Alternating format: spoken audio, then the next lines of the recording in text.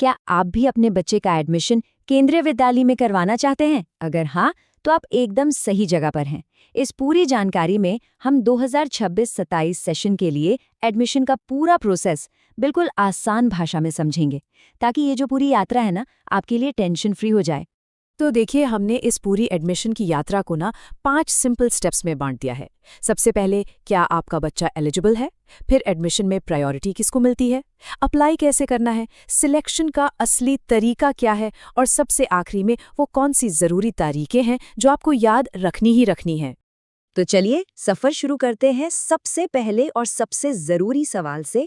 क्या आपका बच्चा एडमिशन के लिए योग्य है भी या नहीं?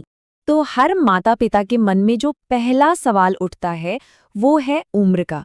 क्या मेरे बच्चे की उम्र एडमिशन के नियमों के हिसाब से बिल्कुल फिट बैठती है? अच्छा, अब उम्र की बात करते हैं, जो कि बहुत ज़रूरी है।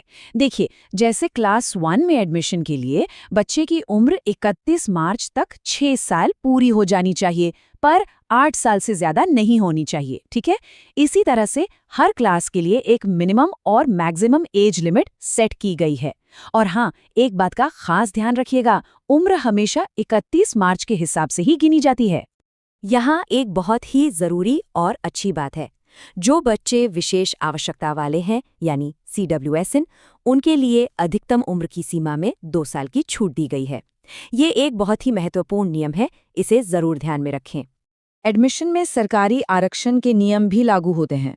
तो 15% सीटें SC के लिए, 7.5% सीटें ST के लिए और 27% सीटें OBC नॉन क्रीमी लेयर के लिए रिजर्व्ड हैं। इनके अलावा विशेष आवश्यकता वाले बच्चों के लिए 3% का हॉरिजॉन्टल रिजर्वेशन भी है। अब इसका मतलब ये है कि ये 3% सीटें सभी कैटेगरी के अंदर ही रिजर्व की जाती हैं। चलिए अब समझते हैं एडमिशन की प्रायोरिटी को, मतलब कि किसे पहले मौका मिलेगा। ये जानना बहुत जरूरी है, क्योंकि इससे आपको अंदाजा हो जाएगा कि आपका नंबर लाइन में कहाँ लगेगा।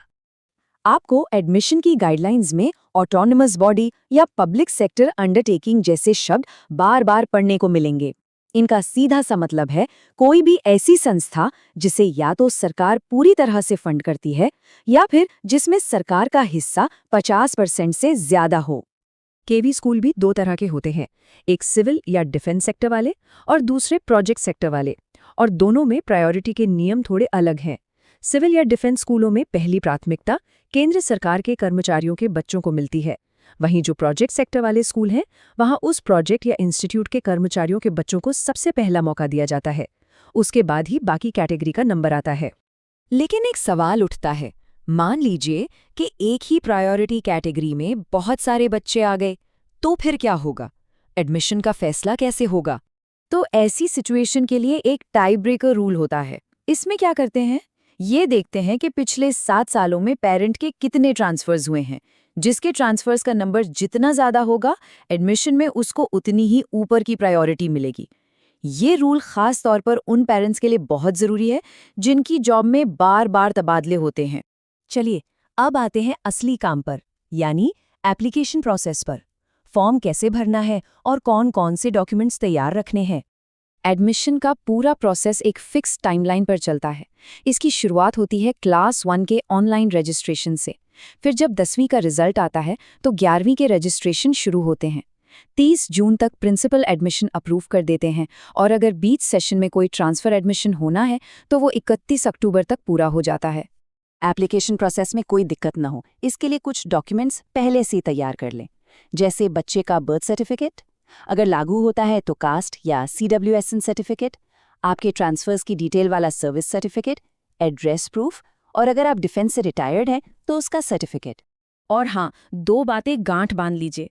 पहली, क्लास 1 का रजिस्ट्रेशन सिर्फ और सिर्फ ऑफिशियल पोर्टल पर ऑनलाइन ही होगा। और दूसरी, एप्लीकेशन फॉर्म के कोई पैसे नहीं लगते, ये बिल्कुल फ्री है। तो अगर कोई आपसे इसके लिए पैसे मांगे तो आपको सावधान रहना है। ठीक है, तो अब हम समझेंगे कि सिलेक्शन प्रोसेस असल में काम कैसे करता है। खास तौर पर क्लास 1 के लिए जो लॉटरी सिस्टम है वो क्या है। आमतौर पर केवी की एक क्लास में 40 बच्चों को ही एडमिशन दिया जाता है। आप इसे हर सेक्शन में मौजूद सीटों की बेसिक संख्या मान सकते हैं। लेकिन इस 40 वाले नियम में एक छूट है। अगर किसी हाई प्रायोरिटी वाले सरकारी कर्मचारी का ट्रांसफर बीच सेशन में होता है तो उनके बच्चे को एडमिशन देने के लिए इस 40 की लिमिट को बढ़ाया जा सकता है। क्लास 1 के एडमिशन की लॉटरी एक खास क्रम में होती है। सबसे पहले राइट टू एजुकेशन यानी आरटीई के तहत 10 सीटें भरी जाती हैं। इसके बाद विशेष आवश्यकता वाले सभी बच्चों की लॉटरी होती है।